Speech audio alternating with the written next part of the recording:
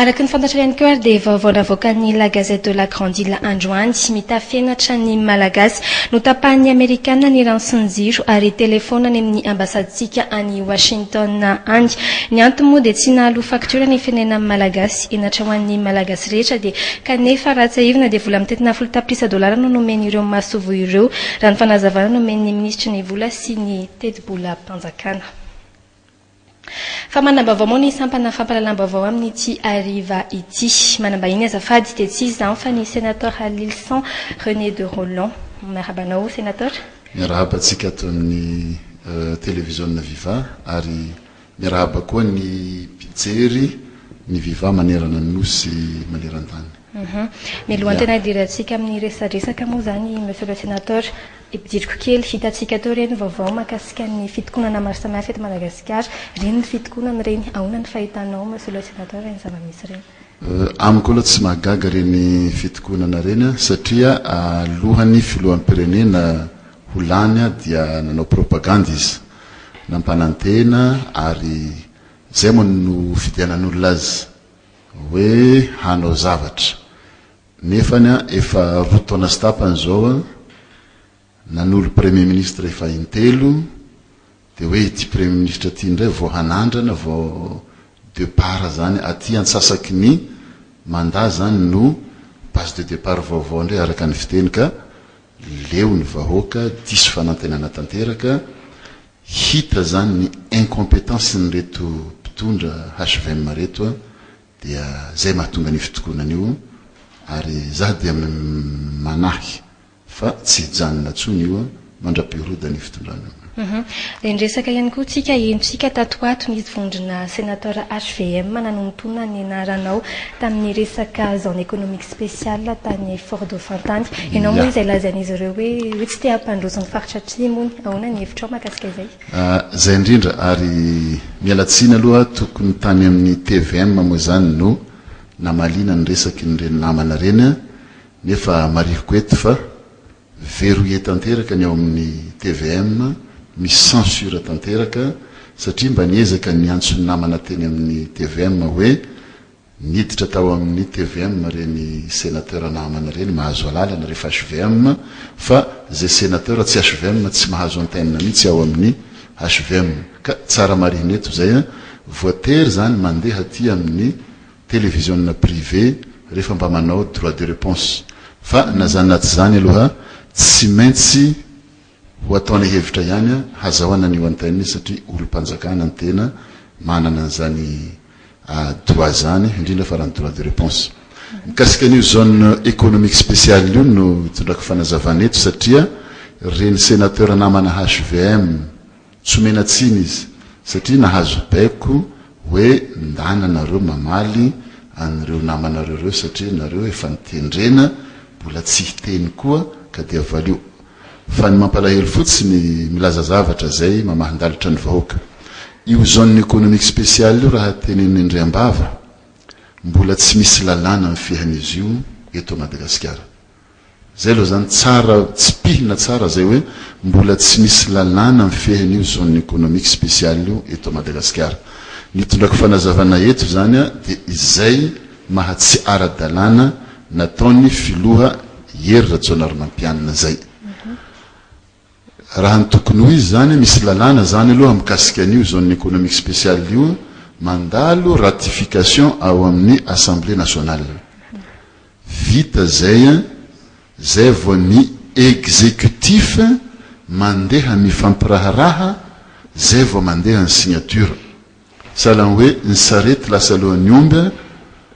nanao signature aloha ny président de la république ny exécutif zay vao mety heritreritra hitondra malety amizay ao amin'ny assemblée hampandanina n'io zone économique spéciale io. Zany hoe nandika lalàna tsy haiko na fanimpolony na fanimpiry indray ny filoham-pirenena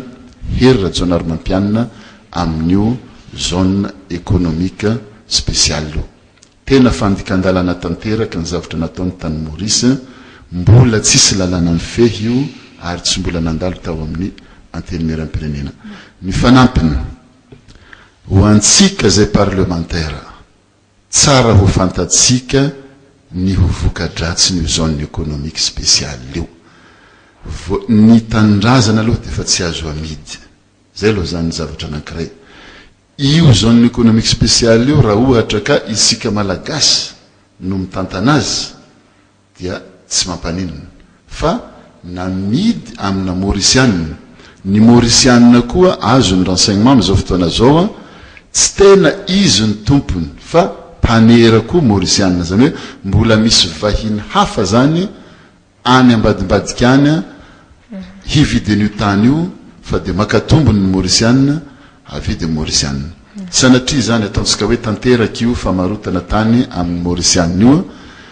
dia tsy voafehin'ny lalàna gasy tsony zany io tany io fa lalànandro zareo Mauricianina. Hitantsika fa ny ao Fort Dauphin misy aferana Bois de Rose. Ny Bois de Rose aza alefa taterina anolary zany ampovon-dranomasina tsy tratra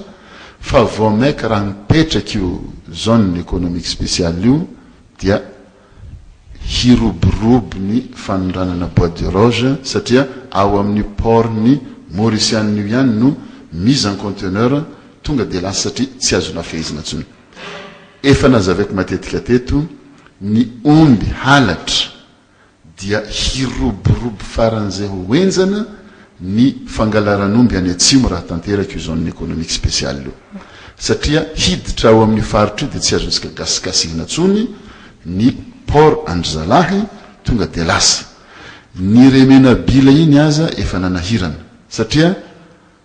anarivony anarivo ny omby nangalarin'ny Remenabila tany amin'ny faritry ny Fort Dauphin any amin'ny faritry ny atsimo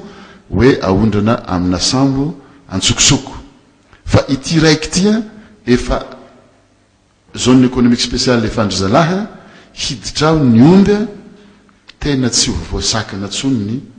firoborobony alatromba. Lazainy namana parlementaire sénateur Mamtina angamba monteny an'izy igny hoe mety tsy fitiavany sénateur Lilson ny faritra ny atsimo andrarany anio négatif. Raha misy angambany nampandry tany amin'ny faritry ny atsimo zany colonel Lilson zany. Remenabila reny ny haiko mihitsy no natoloko namonolotra ny haiko mihitsy nanavotana ny faritra ny Fort Dauphin tamin'ny fandripahana nataony Remenabila. Karaha miteny zany sénateur Amantsika hoe misy angamba tsy fitiavan'ny sénateur Lilson ny faritra atsimo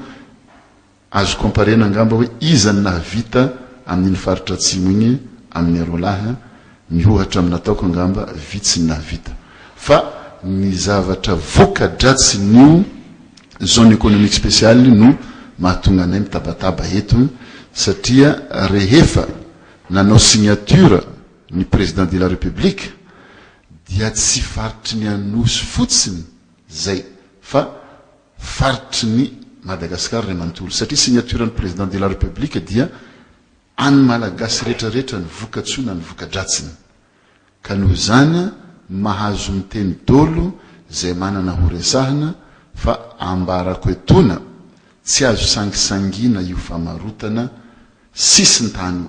indrindra fa sisy tany hananganana port. Ny vokatra rehetrarehetra eto Madagasikara tsy misy handalo any amin'ny toany malagasy tsony, tsy misy handalo amin'ny port ny Tamatavy, tsy misy handalo amin'ny aéroport ny Vato fa dia hivoaka ntsokosoko any amin'ny zone économique spéciale ka fehina loza tsoro amantany amintsika ny hananganana an'io zone économique spéciale ka manentana namana parlementaire ao amin'ny assemblée nationale mba tsy ho tantena malety hampanaovina signature ny fanekena an'io zone spéciale économique. Inary no amarananao azy monsieur le sénateur? Ny amaranako ny teniko averimberiko matetika ny filohan'ny pirenena rehefa lany bahoaka dia manao fianianana amina constitution fa hanaja sa anak'Andriamaso. Anak'Andriamaso zany amin'ny zavatra oharina amin'ny zavatra faran'izay kely zany nefa efa impiry zay ny nandika lalàna. Jerentsika amina gazety rehetrarehetra resaka corruption no manjaka amin'ny fanodikodinana ny volam-panjakana nataony premier ministre amin'izao fotoana zao io. ny fametrahana an'le premier ministre efa tsy legal efa nandika lalàna satria didy mpanjakana tsy manana base légale zany nul le non avenu inona metrahana azy fa nodikodinana volam-panjakana efa navoaka amina gazety reny ramatoa zay voalaza fa niaraka ndray tsikombakomba taminy 110 milliards francs malgache marché rehetrarehetra amin'io intérieur io lasa n'io ramatoa io zany hoe zay zany mahatonga ny ministère ny intérieur tsy navotsotro ny premier ministre satria misy zavatra maloto be maloto be afenina ao amin'io intérieur ka volam-panjakana tsy toko tsy firohana zany nahodikodinao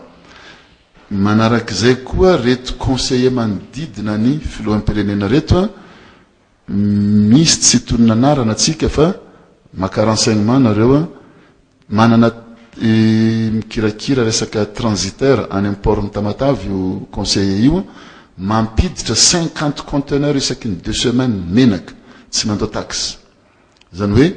tena fanodikodinana vola business ho an'ny tenandry zalahy no ataondry zalahy amizao fa tsy misy fampandrosoana ho an'ny Madagasikara ka rariny zany raha ohatra ka mitrotra ny vahoaka malagasy amizao farany ty no mba afatra ho ampitaiko amin'ny namana mpitandron'ny filaminana ny fitandronan'ny filaminana tandroka ariny vozony miaro ny olombelona sy ny fananany zay ny tena rôlany mpitandro filaminana ekeko miaro koa ny institution fa institution manara-dalàna no irovantsika raha vao mpitondra tsy manara-dalàna dia tokony tsy manaraka an'izay ny force zany hoe raha tsika tompona andraikitra ny force mbola hiaro mpitondra zay efa hita fa tsy manara-dalàna dia tsy izy zay tsy tokony ho arahantsika force zay ka anjarantsika force mandinika hanaiky vetsika ny firenentsika hiditra anaty lavaka sady tsy hanaiky an'izay misaotra isarana ianao monsieur le sénateur ny vahiny teto amin'ny plateau an'ny Viva événement